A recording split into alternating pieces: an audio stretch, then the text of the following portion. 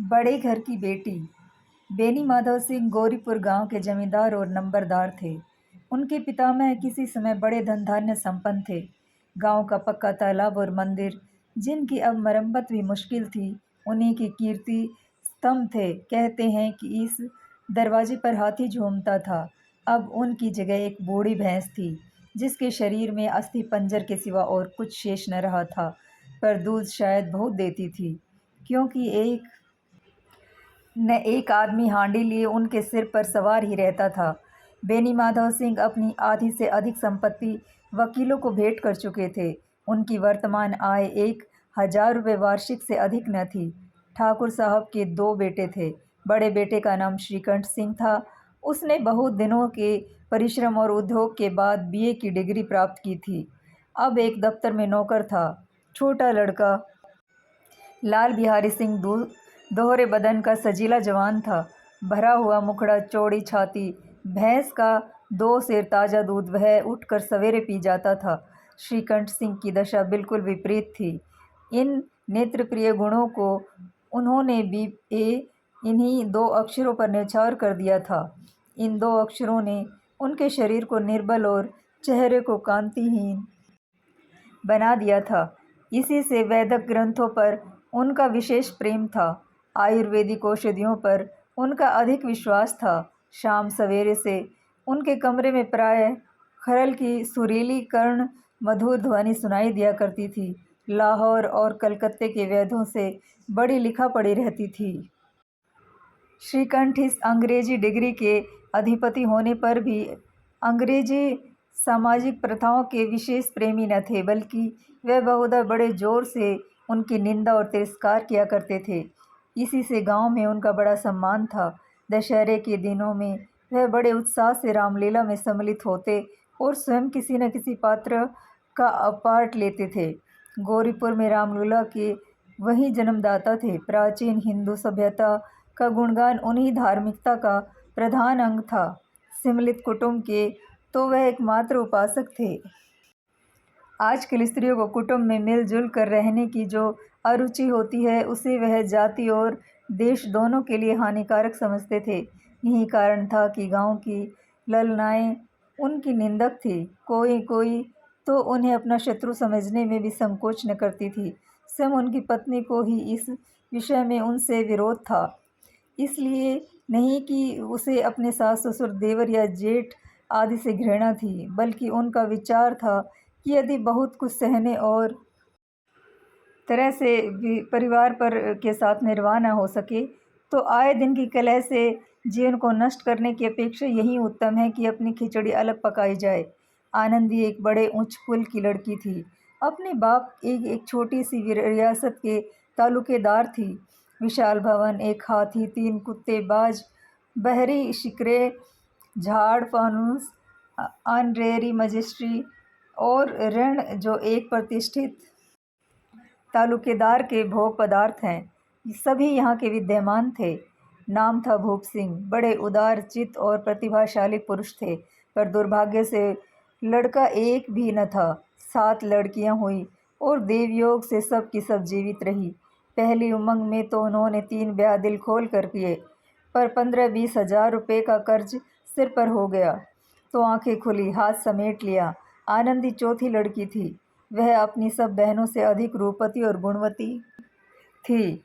इससे ठाकुर भूप सिंह उसे बहुत प्यार करते थे। सुंदर संतान को कदाचित उसके माता पिता भी अधिक चाहते हैं। ठाकुर साहब बड़े धर्म संकट में थे कि इसका विवाह कहाँ करें। न तो यही चाहते थे कि ऋण का बोझ बढ़े, और न ही यही स्वीकार था कि उसे अपने को भाग्यहीन समझना पड़े। एक दिन श्रीकंठ उनके पास किसी चंदे का रुपया मांगने आया। शायद नागरी प्रचार का चंदा था। भूप सिंह उनके स्वागत पर रीझ गए और धूमधाम से श्रीकंठ सिंह का आनंदी के साथ ब्याह हो गया। आनंदी अपने इस नए घर में आई तो यहाँ का रंग ढंग कुछ और ही देखा। जिस टीम टाम की उसे बचपन से ही आदत पड़ी हुई थी, वह यहाँ नाम मात्र को भी न थी। हाथी घोड़ों का तो कहना ही क्या, कोई सजी हुई सुंदर बहली तक न थी। रेशमी स्लीपर साथ लाई थी, पर यहाँ बाग कहाँ। मकान में खिड़कियाँ तक न थी, न ज़मीन पर फर्श, न दीवार पर तस्वीरें। यह एक सीधा साधा देहाती गृहस्थ का मकान था। किंतु आनंदी ने थोड़े ही दिनों में अपने को इस नई अवस्था के ऐसा अनुकूल बना लिया मानो उसने विलास के सामान कभी देखे ही न थे। एक दिन दोपहर के समय लाल बिहारी सिंह 2 चिड़िया लिए हुए आया और भावच से बोला, जल्दी से पका दो, मुझे भूख लगी है। आनंदी भोजन बनाकर उसकी राह देख रही थी। अब वह नया व्यंजन बनाने बैठी। हांडी में देखा तो पाव घी भर से अधिक न था। बड़े घर की बेटी किफ़ायत क्या जाने, उसने सब घी मांस में डाल दिया। लाल बिहारी जी खाने बैठा तो दाल में घी न था। बोला, दाल में घी क्यों नहीं छोड़ा? आनंदी ने कहा, घी सब मांस में पड़ गया। लाल बिहारी जोर से बोला, अभी परसों घी लाया था, इतना जल्द उठ गया? आनंदी ने उत्तर दिया, आज तो कुल पाव भर रहा होगा, वह सब मैंने मांस में डाल दिया। जिस तरह सूखी लकड़ी जल्द से जल उठती है, उसी तरह क्षुधा के बावला मनुष्य जरा जरा सी बात पर तिनक जाता है। लाल बिहारी को भावच की है ठिठाई बहुत बुरी मालूम हुई। तिनक कर बोला, मैके में तो चाहे घी की नदी बहती हो, स्त्री गालियां सह लेती हैं, मार भी सह लेती हैं, पर मैके की निंदा उनसे नहीं सही जाती। आनंदी मुँह फेर कर बोली, हाथी मरा भी तो 9 लाख का, वहाँ इतना घी नित्य नाई कहार खा जाते हैं। लाल बिहारी जल गया, थाली उठाकर पलट दी और बोला, जी चाहता है कि जीभ पकड़ कर खींच लूँ। आनंदी को भी क्रोध आ गया, मुंह लाल हो गया। बोली, वह होते तो आज इसका मज़ा चखाते। अब अनपढ़ उज्झड़ ठाकुर से न रहा गया। उसकी पत्नी एक साधारण जमींदार की बेटी थी। जब जी चाहता उस पर हाथ साफ कर लिया करता था। खड़ा उठा कर आनंदी की और ज़ोर से फेंकी और बोला, जिनके गुमान पर फूली हुई हो उसे भी मैं देखूंगा और तुम्हें भी। आनंदी के हाथ से खड़ाऊ रोकी, सिर बच गया, पर उंगली में बड़ी चोट आई। क्रोध के मारे हवा से हिलने पत्ते की भांति कांपती हुई अपने कमरे में आकर खड़ी हो गई। स्त्री का बल और सहसा मान और मर्यादा पति तक है। उसे अपने पति के ही बल पर पुरुष तत्व का घमंड होता है। आनंदी खून का घूंट पीकर रह गई। 3 श्रीकंठ सिंह शनिवार को घर आया करते थे। बृहस्पति को यह घटना हुई। 2 दिन तक आनंदी को भवन में रही, न कुछ खाया न पिया, उसकी बाट देखती रही।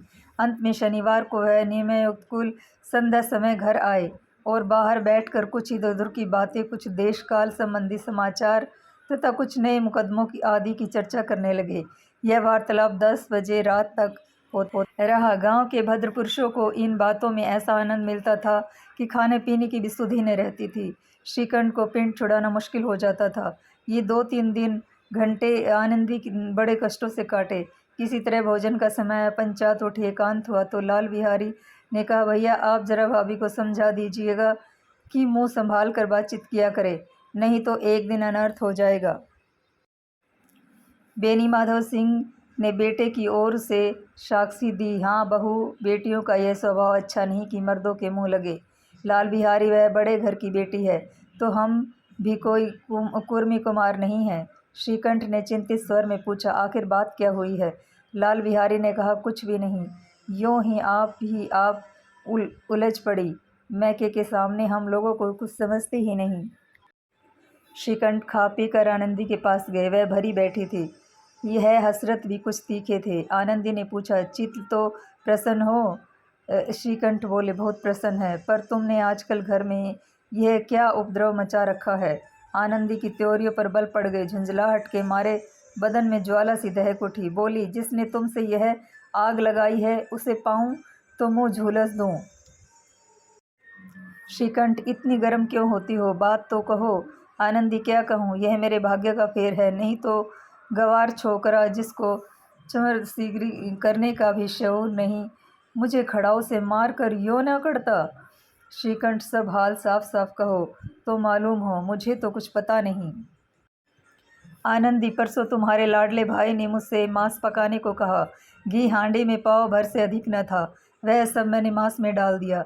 जब खाने बैठा तो कहने लगा कि दाल में घी क्यों नहीं है। बस इसी पर मेरे मैके को बुरा भला कहने लगा। मुझसे न रहा गया। मैंने कहा कि वहाँ इतना घी तो नाई कहार खा जाते हैं और किसी को जान भी नहीं पड़ता। बस इतनी सी बात पर इस अन्यायी ने मुझ पर खड़ाऊ फेंक मारी। यहीं हाथ से न रोक लूँ तो सिर फट जाए। उसी से पूछो, मैंने जो कुछ कहा है वह सच है झूठ? श्रीकंठ की आंखें लाल हो गई। बोले, यहाँ तक तो हो गया। इस छोकरे का यह साहस। आनंदी स्त्रियों के स्वभाव अनुसार रोने लगी, क्योंकि आंसू उनकी पलकों पर रहते हैं। श्रीकंठ बड़े धैर्यवान और शांत पुरुष थे। उन्हें कदाचित ही कभी क्रोध आता था। स्त्रियों के आंसू पुरुषों की क्रोधाग्नि भड़काने में तेल का काम देते हैं। रात भर करवटें बदलते रहे। उद्विग्नता से कारण पलक तक नहीं झपकी। प्रातः काल अपने बाप के पास जाकर बोले, दादा, अब इस घर में मेरा निवाह न होगा। इस तरह की विद्रोहपूर्ण बातें कहने पर श्रीकंठ ने अपनी ही बार अपनी कई मित्रों को आड़े हाथों लिया था, परंतु दुर्भाग्य, आज इन्हें स्वयं वे बातें अपने मुंह से कहनी पड़ी। दूसरों को उपदेश देना भी कितना सहज है। बेनी माधव सिंह घबरा उठे और बोले, क्यों श्रीकंठ? इसलिए कि मुझे भी अपनी मान प्रतिष्ठा का कुछ विचार है। आपके घर में अब अन्याय और हठ का प्रकोप हो रहा है। जिनको बड़ों का आदर सम्मान करना चाहिए, वे उनके सिर चढ़ जाते हैं। मैं दूसरों का नौकर ठहरा, घर पर रहता नहीं। यहाँ मेरे पीछे स्त्रियों पर खड़ाऊ और जूतों की बौछारें होती हैं। कड़ी बात तक चिंता नहीं, कोई एक ही दो कह ले, वहाँ तक तो सह सकता हूँ, किंतु यह कदापि नहीं सह सकता कि मेरे ऊपर लात घुसे पड़े और मैं दम न मारूं। बेनी माधव सिंह कुछ जवाब न दे सके। श्रीकंठ सदैव उनका आदर करते थे। उनके ऐसे तेवर देखकर बूढ़ा ठाकुर अवाक रह गया। केवल इतना ही बोला, बेटा, तुम बुद्धिमान होकर ऐसी बातें करते हो। स्त्रियाँ इस तरह घर का नाश कर देती हैं। उनको बहुत सिर चढ़ाना अच्छा नहीं। श्रीकंठ, इतना मैं जानता हूँ कि आपके आशीर्वाद से ऐसा मूर्ख नहीं हूँ। आप स्वयं जानते हैं कि मेरे ही समझाने बुझाने से इसी गांव में कई घर संभल गए। पर जिस स्त्री की मान प्रतिष्ठा का ईश्वर के दरबार में उदारता हूँ, उसके प्रति ऐसा घोर अन्याय और पशुवत व्यवहार मुझे असहाय है। आप सच मानिए, मेरे लिए यही कुछ कम नहीं है कि लाल बिहारी को कुछ दंड नहीं देता। अब बेनी माधव सिंह भी गरमाए। ऐसी बातें और न सुन सके। बोले, लाल बिहारी तुम्हारा भाई है। उससे जब कभी भूल चूक हो तो उसके कान पकड़ो। लेकिन श्रीकंठ, लाल बिहारी को मैं अब अपना भाई नहीं समझता। बेनी माधव स्त्री के पीछे श्रीकंठ जिनी नहीं, उनकी क्रूरता और अविवेक के कारण। दोनों कुछ देर चुप रहे। ठाकुर साहब लड़के को क्रोध शांत करना चाहते थे, लेकिन यह नहीं स्वीकार करना चाहते थे कि लाल बिहारी ने कोई अनुचित काम किया है। इसी बीच में गांव के और कई सज्जन हुक्के चिलम के बहाने वहां बैठे। कई स्त्रियों ने जब यह सुना कि श्रीकंठ पत्नी के पीछे पिता से लड़ने को तैयार हैं, तो उन्हें बड़ा हर्ष हुआ। दोनों पक्षों की मधुर वाणियाँ सुनने के लिए उनकी आत्माएं तिलमिलाने लगी। गांव में कुछ ऐसे कुटिल मनुष्य भी थे जो इस कुल की नीतिपूर्ण गति पर मन ही मन जलते थे और कहा करते थे कि श्रीकंठ अपने बाप से दबता है, इसलिए वह दब्बू है। उसने विद्या पढ़ी, इसलिए वह किताबों का कीड़ा है। बेनी माधव सिंह उनकी सलाह के बिना कोई काम नहीं करते। यह उनकी मूर्खता है। इन महानुभवों की शुभकामनाएं आज पूरी होती दिखाई दी। कोई हुक्का पीने के बहाने और कोई लगान की रसीद दिखाने आकर बैठ गया। बेनी माधव सिंह पुराने आदमी थे, इन भावों को ताड़ गए। उन्होंने निश्चय किया कि चाहे ही क्यों न हो, कुछ भी क्यों न हो, इन द्रोहियों को ताली बजाने का अवसर न दूंगा। तुरंत कोमल शब्दों में बोले, बेटा, मैं तुमसे बाहर नहीं हूँ, तुम्हारा जो भी जी चाहे करो। अब तो लड़के से अपराध हो गया। इलाहाबाद का अनुभव रहित झल्लाया हुआ ग्रेजुएट इस बात को न समझ सका कि उसे डेबिटिंग क्लब में अपनी बात पर अड़ने की आदत थी। इन हथकंडों की उसे क्या खबर। बाप ने जिस मतलब से बात पलटी थी, वह उसकी समझ में न आई। बोला, लाल बिहारी के साथ अब इस घर में नहीं रह सकता। बेनी माधव, बेटा, बुद्धिमान लोग मूर्खों की बातों पर ध्यान नहीं देते। वह बेसमझ लड़का है, उससे जो कुछ भूल हुई है उसे तुम बड़े होकर क्षमा करो। श्रीकंठ, उनकी इस दुष्टता को मैं कदापि नहीं सह सकता। या तो वहीं घर में रहेगा या मैं ही। आपको यदि वह अधिक प्यारा है तो मुझे विदा कीजिए। मैं अपना भार आप संभाल लूँगा। यदि मुझे रखना चाहते हैं तो उसे कहिए, जहाँ चाहे चला जाए। बस यह मेरा अंतिम निश्चय है। लाल बिहारी सिंह दरवाजे की चौखट पर चुपचाप खड़ा बड़े भाई की बातें सुन रहा था। वह उनका बहुत आदर करता था।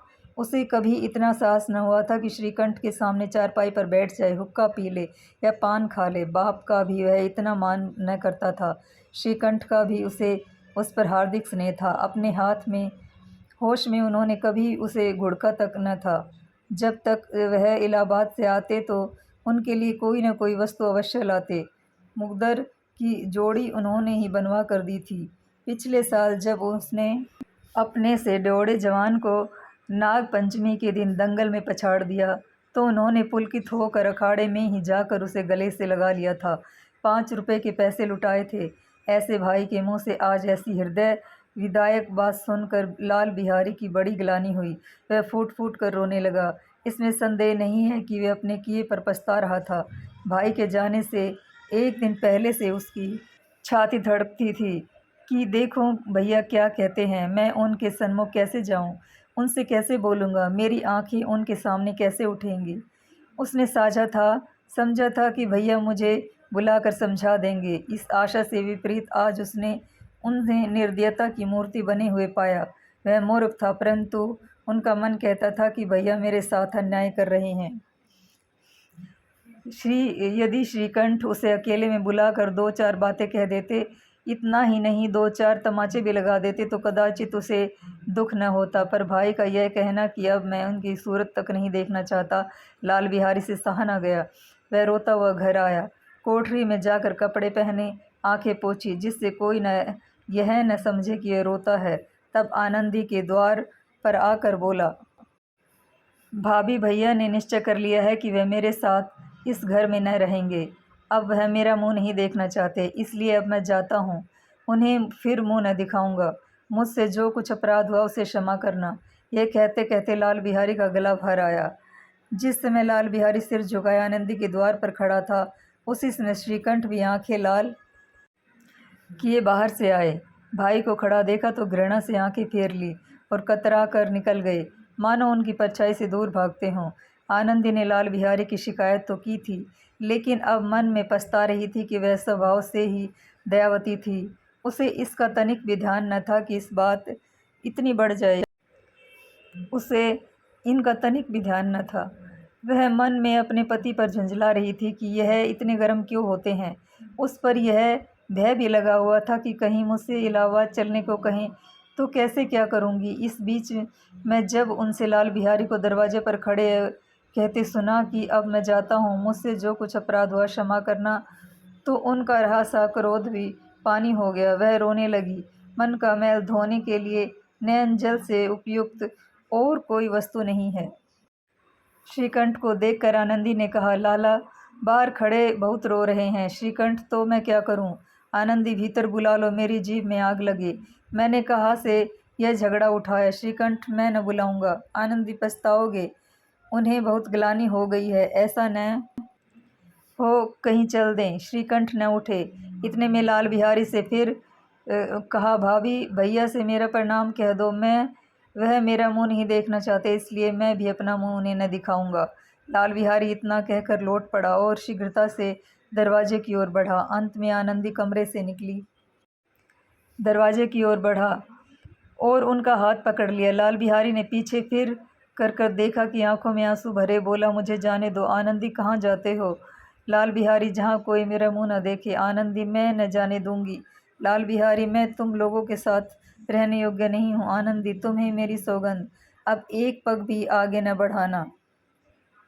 लाल बिहारी, जब तक मुझे न मालूम हो जाए कि भैया का मन मेरी तरफ से साफ हो गया, तब तक मैं इस घर में कदापि न रहूँगा। आनंदी, मैं ईश्वर को साक्षी कर कह देती हूँ कि तुम्हारी ओर से मेरे मन में तनिक भी मैल नहीं है। अब श्रीकंठ का हृदय भी पिघला। उन्होंने बाहर आकर लाल बिहारी को गले लगा लिया। दोनों भाई फूट फूट कर रोए। लाल बिहारी ने सिसकते हुए कहा, भैया अब कभी मत कहना कि तुम्हारा मुंह न देखूंगा। इसके सिवा आप जो दंड देंगे मैं सहर्ष स्वीकार करूंगा। श्रीकंठ ने कांपते हुए स्वर से कहा, लल्लू, इन बातों को बिल्कुल भूल जाओ। ईश्वर चाहेगा तो फिर एक ऐसा अवसर न आवेगा। बेनी माधव सिंह बाहर से आ रहे थे। दोनों भाइयों को गले मिलते देखकर आनंद से पुलकित हो गए। बोल उठे, बड़े घर की बेटियां ऐसी ही होती हैं, बिगड़ता हुआ काम बना लेती हैं। गांव ने जिसने यह वृत्तांत सुना, उसी ने इन शब्दों को आनंदी की उदारता को सराहा। बड़े घर की बेटी ऐसी ही होती हैं। दोस्तों, आपको ये कहानी कैसी लगी? कमेंट बॉक्स में लिखकर ज़रूर बताना। धन्यवाद, शुक्रिया दोस्तों।